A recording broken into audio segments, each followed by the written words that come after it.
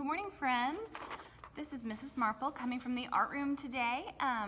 We are here on Tuesday, and I am starting to film your lessons for next week.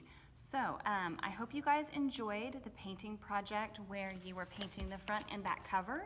My class has only done the front half so far, but you guys were supposed to do the front on one day and then maybe do something different and fun on the back so that you have two sides that are painted for your sketchbook. I will later put a clear coat on this so that it won't be quite so dusty feeling. The tempera paint isn't a slick feeling paint like acrylic is, so hopefully I'll get an acrylic sealer on this so the paint won't transfer to your hands anymore. So we are going to be working in this a lot, but because the school is so sad looking without any art in the halls, I thought we would take a break from the sketchbook for a minute, and we're gonna make a piece of community art. So I'm gonna have all of my classes work on these, and we're gonna be making VW buses, Volkswagen buses. And so there is an example out in the hall of a VW just from the front, and I'll also attach some drawing directions. So if you want to learn to draw your own VW bus from the front, you can do that as an extension lesson if this doesn't take you 2 days.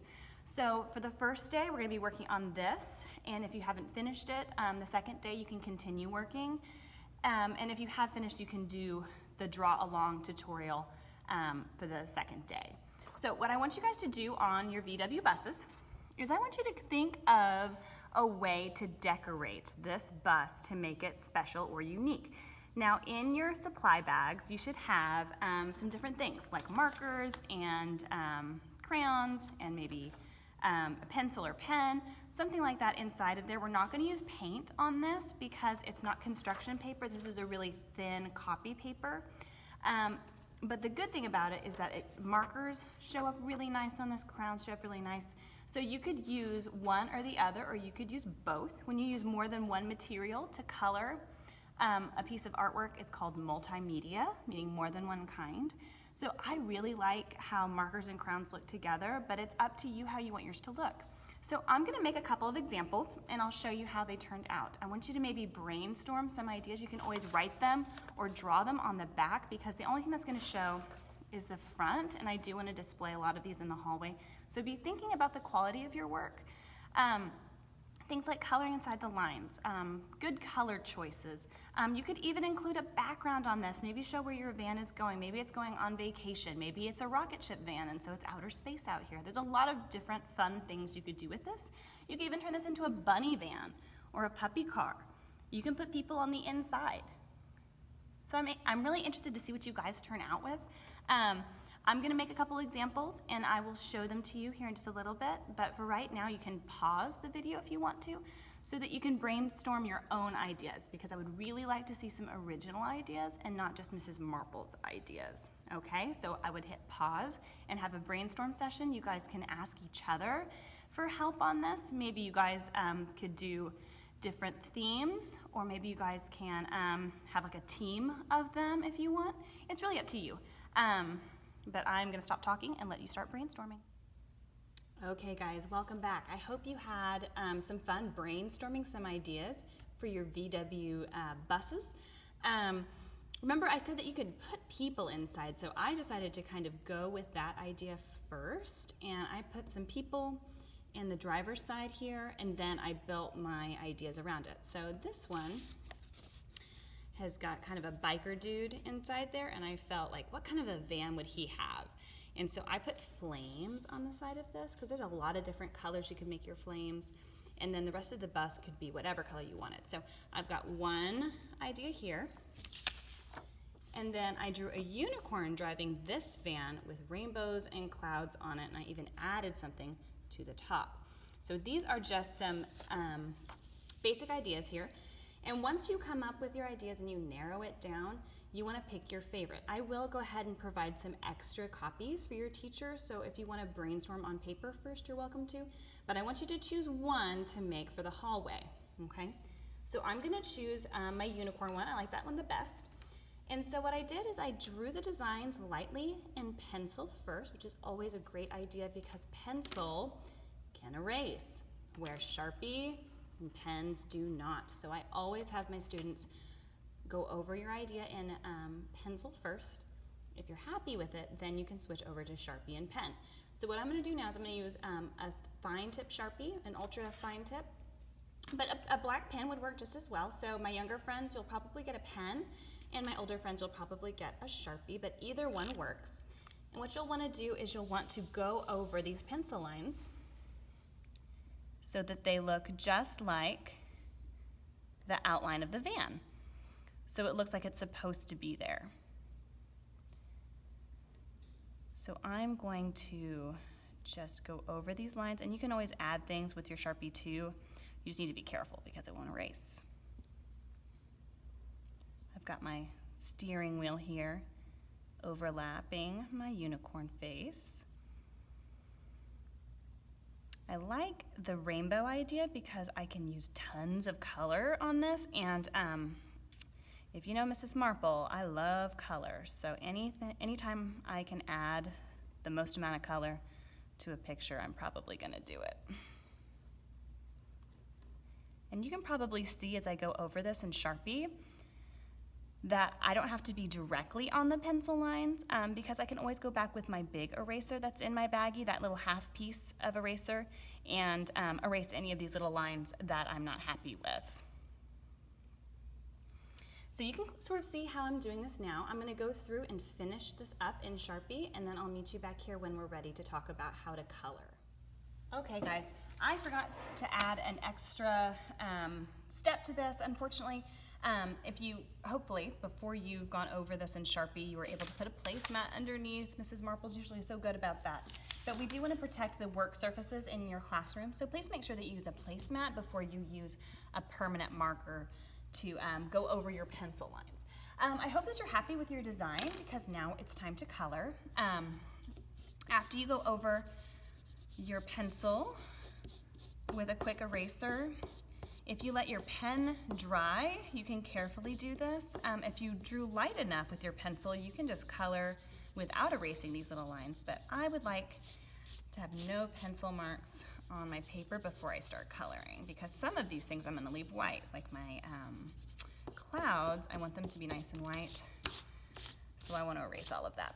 And make sure that you keep this little half in your baggie when you're done erasing because I know that I'm done with my eraser. I'm going to put it back in my supply bag to keep it safe.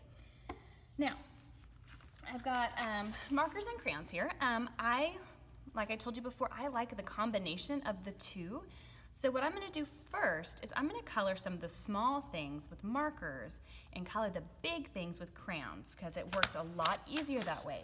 If you've ever tried to color a large picture with a big sky with a blue marker, you know what I'm talking about. It is hard to color in such a large space with a marker. But there's a couple of ways you can do it. If you choose to color something wide in, you can either color it in with crayon. You can also use the side of the marker instead of using the tip. I'll show you right here. So this is the tip of the marker.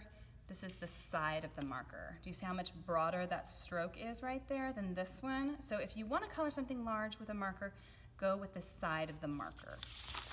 Okay. So what I'm going to do is I'm going to color in some of the small things that I can easily fill with my marker.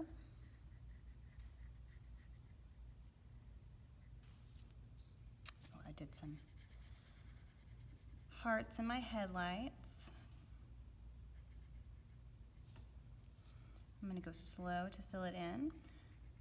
Another good tip with coloring with marker is to outline the shape before you fill it in. So I'll kind of show you what I mean by that. So the sun down here, I know you probably can't tell this is a sun, but that's what this is supposed to be down here. So what I'm going to do is I'm going to go over the shape really close to that black line first with my marker, being really careful to stay inside the lines. And then I'm going to use the rest of my marker, and I don't have to worry quite so much about getting outside the lines because I've already done the hard part, using the side of my marker because it's a bigger shape. Okay, and I'll show you another way you can use your markers without having to fill in a whole bunch of space. Let's go up to these stripes right here. I'm gonna do rainbow stripes up here. There's also gonna be rainbow polka dots, and then I've got a rainbow here and a rainbow here. I got lots of color on here. So I want these stripes to be nice and bright, but I don't wanna have to fill them in all the way with marker. So I'm gonna outline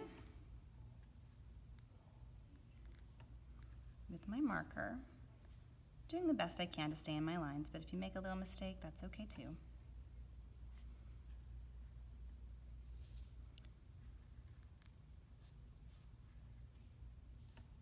I'm gonna go through my VW. You don't have to go through this logo right here if you don't want to, but I'm going to for this. Okay. And then what I'm gonna do is I'm gonna use, oops, got a little spot there. Now I'm gonna use my crayons, and I'm gonna find the orange in my box of crayons.